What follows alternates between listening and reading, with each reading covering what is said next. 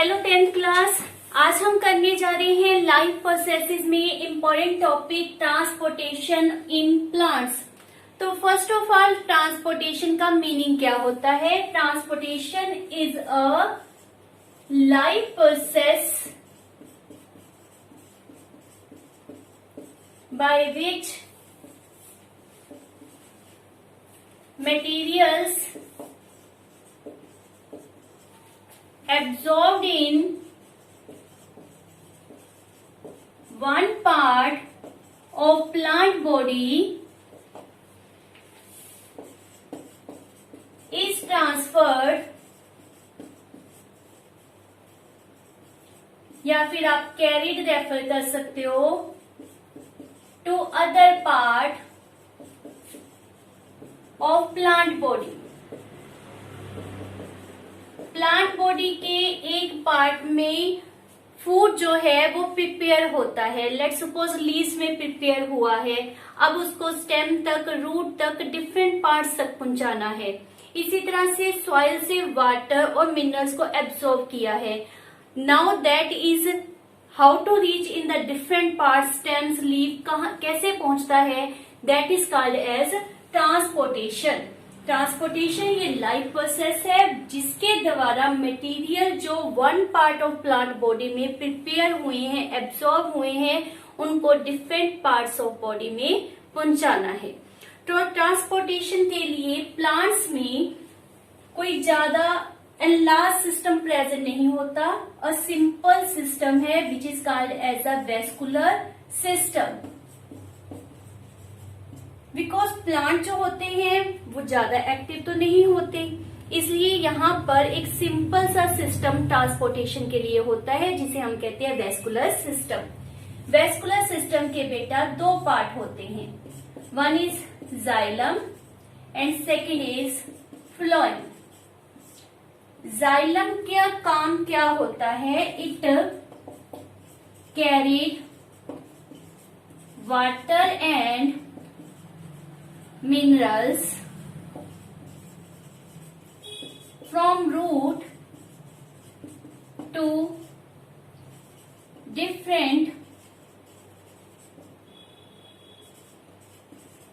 body parts of plant like stem, leaves, flowers, fruits etc. वहां तक plant की body के पार्ट्स में जाइलम जो है वो वाटर और मिनरल्स को लेकर जाएगा। यहाँ पर कुछ पार्ट्स होते हैं जिसके द्वारा ये प्रोसेस होती है। तो जाइलम के उन पार्ट्स को आपने याद करना है। वो कौन कौन से पार्ट्स हैं? One is xylem parenchyma, next is xylem fibre, next is very important tracheids, and next is vessels। in case of phloem इसका काम क्या होता है? it carried prepared food in leaves to the different parts of plant body। means roots में, stem में, branches सभी तक ये फूड को लेकर जाएगा। तो यहाँ पर अपवर्ड डायरेक्शन भी लाई करेगा as well as downward direction. तो ये माइंड में रखना कि फ्लोएम का काम है फूड को upward as well as downward दोनों डायरेक्शन में ट्रांसपोर्ट करना। वाइल जो जाइलम होता है ये सिर्फ रूट से बने हुए मटेरियल को लाइक वाटर एंड मिनरल्स को डिफरेंट बॉडी पार्ट तक पहुंचाता है। तो यहाँ पर मूवमेंट सिर्फ कैसे होता है? Upward in direction. तो जाइलम के भी इसी तरह से 4 पार्ट्स होते हैं। One is known as a seed tubes, इसी में ही बेटा आपने सी प्लेट्स याद रखनी है, इसी का ही पार्ट होते हैं। ये दोनों अटैच ही प्लांट बॉडी में पाए जाते हैं। Next is companion cell.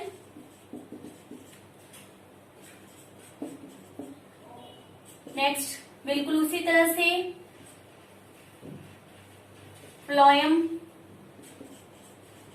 Parenchyma and phloem fibres. ये सभी पार्ट्स फूड को डिफरेंट बॉडी पार्ट तक पहुंचाने में हेल्प करते हैं। तो क्या प्रोसेस लाइक करती है उसको हम डिटेल में डिस्कस करते हैं। सबसे पहले हम जाइलम की वर्किंग करते हैं। तो जाइलम की वर्किंग को हम 3 पार्ट में डिवाइड कर रहे हैं। First one is absorption of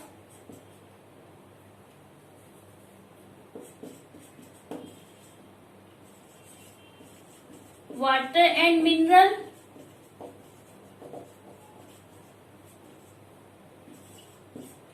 number 2 accent of SAP, और नंबर 3 ट्रांसपायरेशन। तो सबसे पहले है एब्जॉर्प्शन ऑफ वाटर और मिनरल्स। क्या है आपको पता है वाटर और मिनरल कहाँ प्रेजेंट है? In the soil. तो सॉइल से रूट में वाटर और मिनरल का आना, that is a process of osmosis. Osmosis process के द्वारा वाटर और मिनरल जिनकी बाहर कंसंट्रेशन ज्यादा है, जिसको हम ये भी रेफर कर देते हैं कि बाहर in the soil water potential high है, जबकि जो रूट हेयर है वहां पर वाटर पोटेंशियल लो है।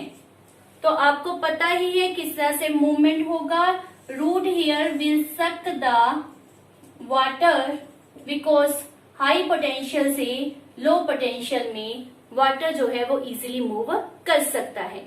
तो absorption of the water and mineral from soil into the root hair is called as absorption of the water and minerals. अब root hair में आ गए तो हमने आगे क्या वर्किंग करनी है? रूट हेयर से प्लांट बॉडी के डिफरेंट पार्ट्स में वाटर और मिनरल को पहुंचाना है। तो उस प्रोसेस को क्या कहते हैं? Accent of SAP, which is very important. ये 1 मार्क्स में 2 मार्क्स में आपसे डिटेल में पूछा जाता है। तो हमारे पास एसेंट ऑफ सैप के लिए क्या होता है? जाइलम में बेटा हमने मेन 2 पार्ट पढ़े, tracheid and vessels. Tracheid and vessels जो होते हैं वो लॉन्ग एलोंगेटेड सेल्स होते हैं, ट्यूब लाइक स्ट्रक्चर्स होते हैं, जिनके थ्रू जो है वो वाटर आगे आगे चलता जाएगा। These are arranged one over the other, जिसके कारण एक ट्यूब लाइक स्ट्रक्चर बन जाता है और इसके द्वारा ही वाटर जो है वो मूव करता है। मेन 2 पार्ट की हम बात कर रहे हैं, ट्रेकाइड एंड वेसल्स, जो वाटर और मिनरल्स को रूट से अपवर्ड मूवमेंट में हेल्प करते हैं। Movement of the water and mineral from the roots to the different body part is called as ascent of sap. Clear? तो यहाँ पर how water will reach upward, जैसे घर में पानी है, पानी को हमने ऊपर तक पहुंचाना है तो वी यूज मोटर। कोई ना कोई आउटर एनर्जी सोर्स चाहिए होता है। तो यहाँ पर ऐसा कौन सा सोर्स वर्किंग कर रहा है जिसके कारण पानी अपवर्ड मूव कर रहा है? तो उस प्रोसेस के लिए हमारे पास 2 थ्योरीज दी जाती हैं। One is known as root pressure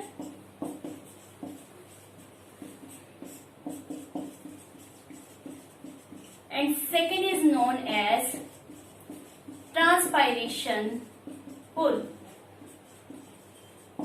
और इसे कोहेंशन टेंशन थ्योरी भी कहते हैं। अब रूट प्रेशर क्या होता है?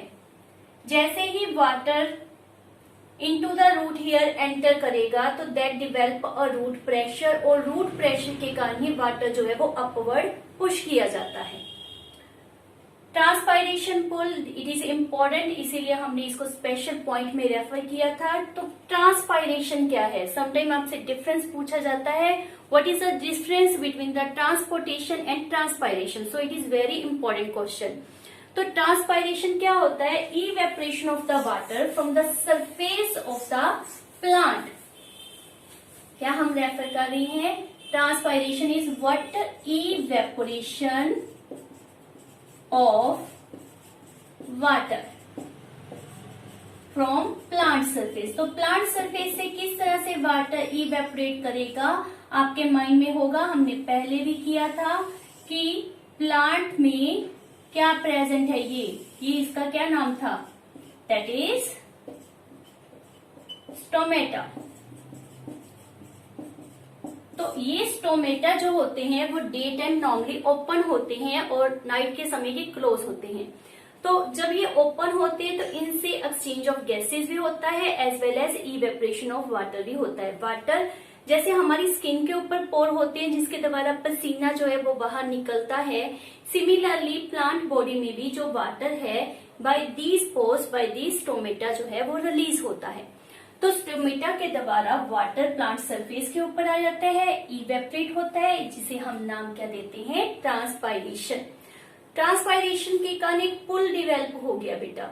अब देखो वहां पर पानी जब इवेपोरेट हो जाएगा तो वहां पर पानी कम हो जाएगा, नीचे से पानी ज्यादा आ रहा है, तो रिजल्ट क्या आएगा? From high to low movement होगा। इस तरह से जो वाटर है वो अपवर्ड मूव कर सकता है, एसेंट ऑफ सैप जो है पॉसिबल होगा। आपसे ये भी पूछा जा सकता है कि ट्रांसपायरेशन के क्या बेनिफिट है।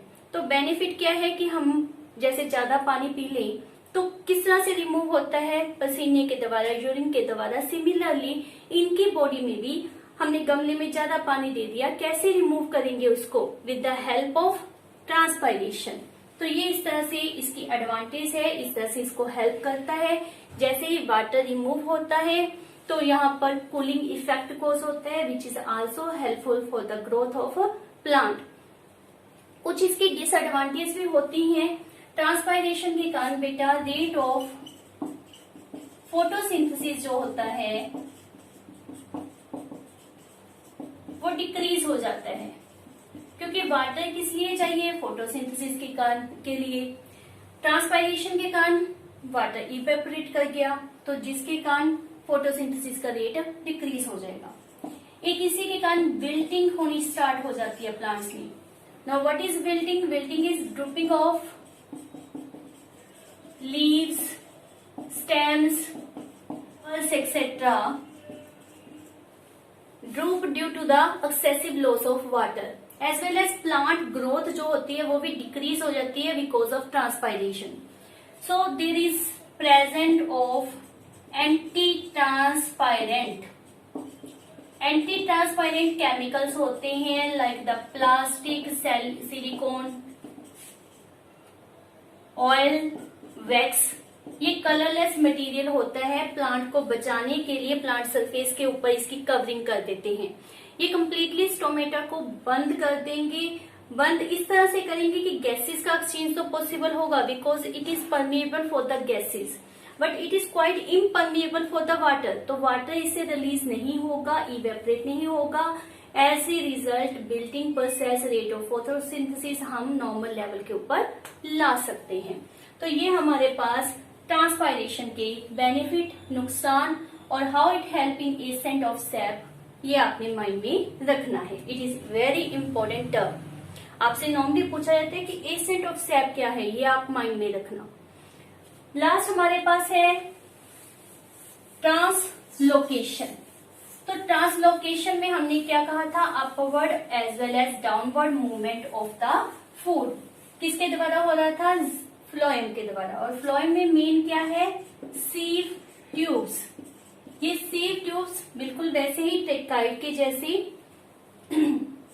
एक दूसरे के ऊपर प्रेजेंट होती है, बिल्कुल एक पाइप की तरह बन जाएंगी। इसके साथ ही सीव प्लेट्स प्रेजेंट होती हैं जिसमें पोर्स प्रेजेंट होती हैं और इन पोर्स के द्वारा ही फूड जो है वो रिलीज और एंटर होता जाता है, मींस फूड का ट्रांसपोर्ट जो है वो पॉसिबल हो सकेगा। द प्रोसेस ऑफ अब ये माइंड में रखना, process of upward and downward movement of food in plant body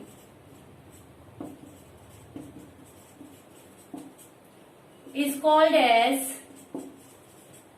translocation. ये भी आपसे 1 मार्क्स में पूछा जाता है कि what is meant by translocation, तो ये आपने माइंड में रखना है। तो टोटल हमने 3 टर्म्स की है यहाँ पर main, transportation, transpiration and translocation, जो आपने विद डिफरेंस माइंड में रखना है। बहुत इंपॉर्टेंट है, what is the difference between xylem and phloem, वो मैंने आपको कंप्लीटली डिटेल में करवाया है। तो 4-5 पॉइंट आप वीडियो को अगर अच्छी तरह से सुनते हो आपके इमीडिएटली माइंड में आएंगे। This is all about the transportation system in the plant. मेरी वीडियो को लाइक, शेयर एंड सब्सक्राइब बेटा जरूर करिए। मिलते हैं नेक्स्ट वीडियो में। Till then bye bye.